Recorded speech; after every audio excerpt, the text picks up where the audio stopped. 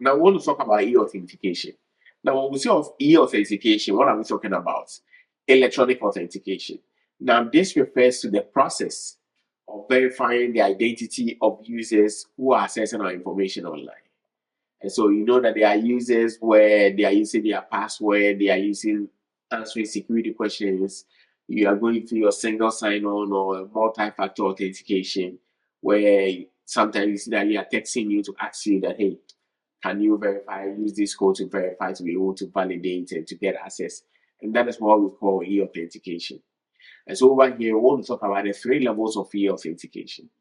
Now, when you are being asked, how do you define the authentication? You just say that the authentication refers to the process that we go through to verify the identity of users who are accessing our information online or who are accessing our system online. And the three steps that it goes through, we have the IAL, that is identity assurance level. We have the AAL, authentication or authenticator assurance level. And we have the FAL. Now, when we talk about the IAL also has level 1, level 2, and level 3. Now, the level 1 in IAL is talking about the processes that we use to be able to make sure that we are authenticating the individual's identity before we grant them access to our system. Now, and this is what I talked about, is involve the passwords and so on and so forth. Now, when you talk about the level 1, you see that we talk about it as a self-asserted identity. This is where you are creating an email account. Now, over here, with no collection or validation or verification of any evidence is required.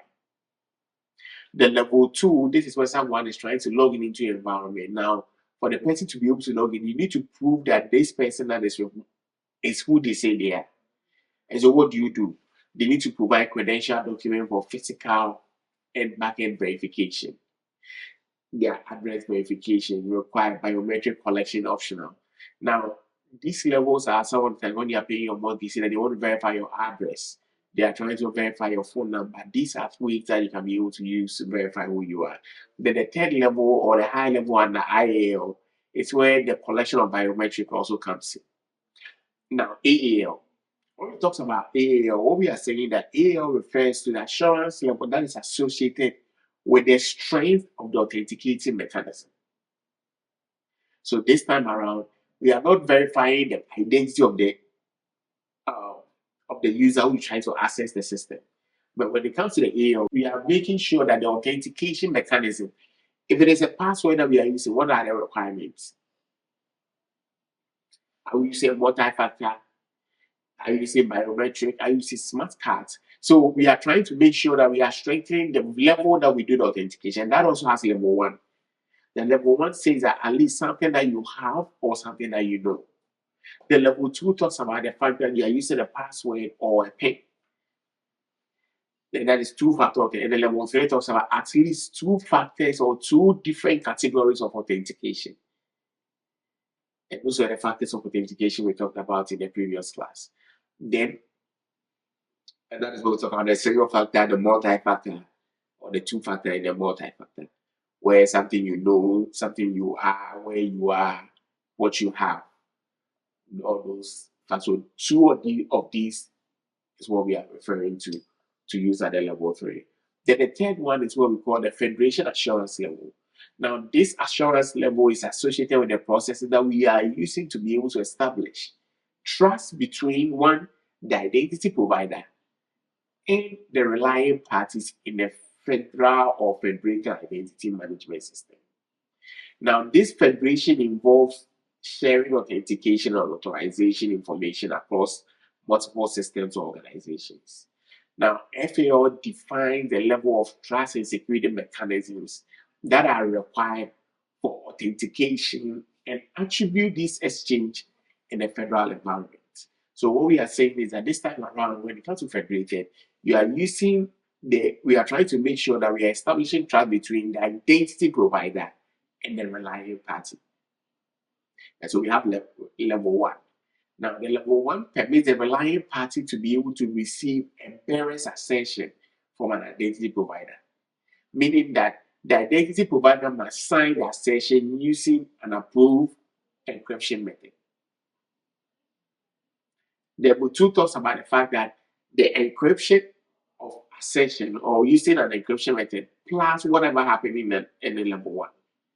Then in level 2 or level 3, it talks about whatever you did in level 2 plus the user to present the proof of possession of a cryptographic key. So if you are looking at it very well, the first one says that you are just relying party to receive a bearer's assertion from an identity provider, meaning that you can be able to use a third party to give you something that is being encrypted. Then the second one is talking about the fact that whatever you did in the first one, you need to do an addition also. You need to make sure that you are encryption of assertion using approved cryptographic method, meaning that after you have done your first one, everything on the FAL1 plus that. And then the third one says that everything on the FAL2, then make sure that this time around, the user is presenting a proof of the possession of the cryptographic key. Because one, think about it, it's encryption. So we are saying that if you are able to provide proof of that, it shows that, hey, your system is highly stable.